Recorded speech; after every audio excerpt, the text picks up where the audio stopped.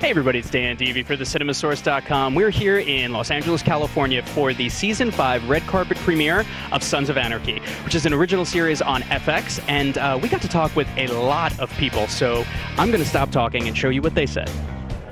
Cinemasource.com. Yes, sir. Is that your man right there? Yes, sir. Okay. I love motorcycles. I love riding.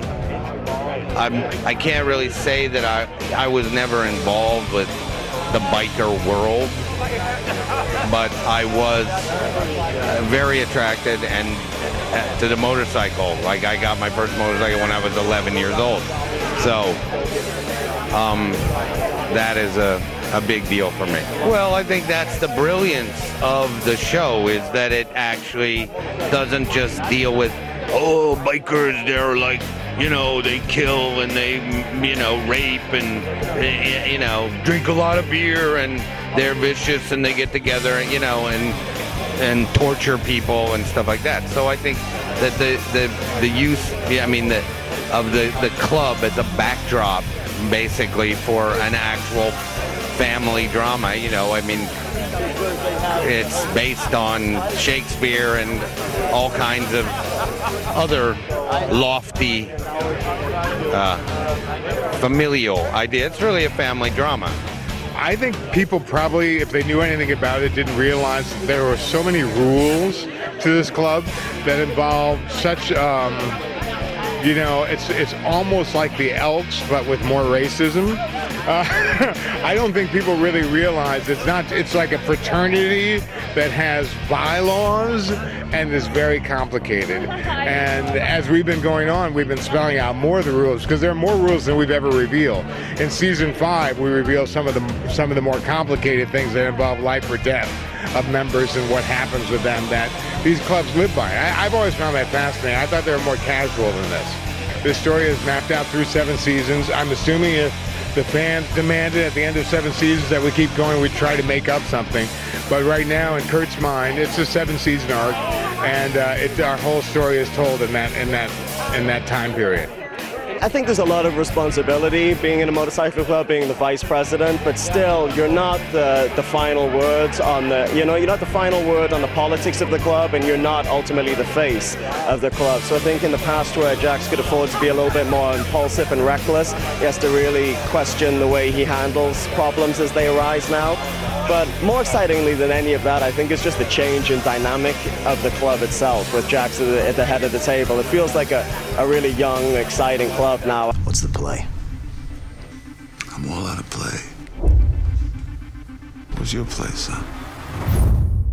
I got Mark Boone Jr., you know, as vice president. Once Jax went up to president, we needed a VP. And then Tommy Flanagan, who's been a best friend of mine for over a decade. So now he's the sergeant of arms. So we get to work together, you know, every day, which has been a real joy. What can I tell you about the character? Well, his name is Nero. So we go back into historical things. Nero was the guy that kind of fiddled while everything burned. So I don't know if that's an indication of anything, but Nero Padilla. Gemma. I guess your name wasn't the only thing you forgot, huh? You were funny, sexy, no wedding ring. Seemed like a good idea. he's led the life. You know, he's seen hard times, and but he has an exit strategy.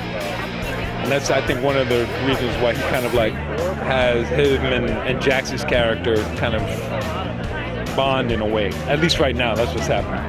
One thing about television, you know, it's fluid. It kind of like moves. And this writer, Sutter, is very, very talented. I think he's known for, and one of the reasons why the show does so well, I think, is that he's complicated in terms of the characters and storylines. And then a couple of times during the year, he kind of just blows shit up. I mean, really fucks everybody's head up, you know, in terms of what the characters are doing and everything. So, I mean, I think that'll be happening again this year. A little bit about your show. When does it premiere? Premieres next week, September 14th at, I believe, 9 o'clock. It's a 2-hour premiere.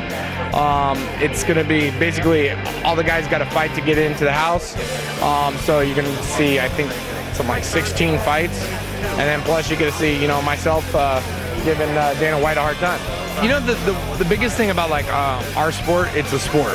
And like once you get past the part of Like, it's, you know, something else. Like, I mean, football, people get concussions, you know, what. But the thing is everybody loves a good competition. And the one thing about the Ultimate Fighter, it's a tournament, and the cream of the crop always, you know, the cream just always rises to the top. So it's like you get to see the best 16 guys, you know, fight it out. But in our case, we had 32. So 32 guys, and we worked down to 1. And it's kind of like Highlander, you know, there can only be 1. You got guys that are friends on the show, and then they actually work through it, and it's kind of like it's like a pickup game of basketball, but except I get a punch in your face. I think that's really the only difference. I think I'd lose at both of those engagements. That's funny. That's awesome. Thank you so much. I appreciate it. Thank you. Thanks.